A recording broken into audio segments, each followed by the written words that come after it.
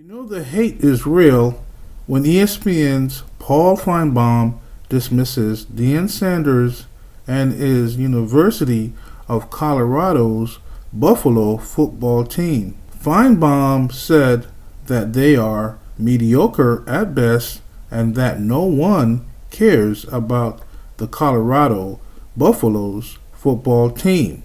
Finebaum and Heather Dinich both took shots at the Buffs' O-line and D-line, with Dinich saying that they are in disarray with the roster and that on the field they allowed 52 quarterback sacks on Shedear Sanders, with the defense being ranked 124th scoring defense in the country. Within your locker room, when you have that much of just disarray in terms of your roster, and then you've got the on-field issues, right? 52 sacks on Shedear Sanders, 124th in the nation in scoring defense. I mean, there are real issues on both sides of the ball that they have to fix, and to me, that just doesn't happen overnight. Finebaum also said that they, being the Colorado Buffalo football team, had an overinflated view of themselves and that nobody cares about them.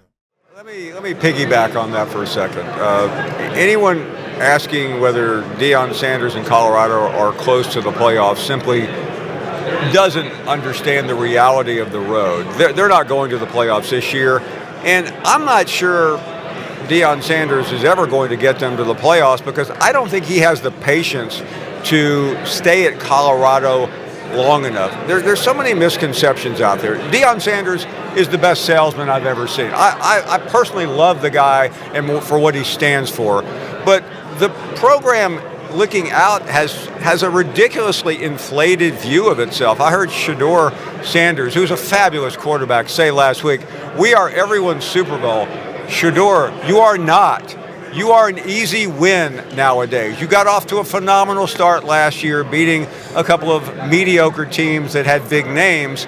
And quite frankly, you haven't done anything since other than crash and burn. So I know that the media loves this story. We fall all over ourselves.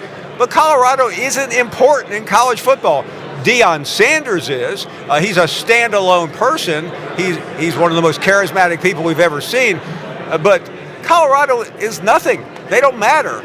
They're irrelevant in the big picture of college football. It seems like Finebaum and Dinich have totally dismissed the facts that the O-line and D-line has been drastically improved since last year.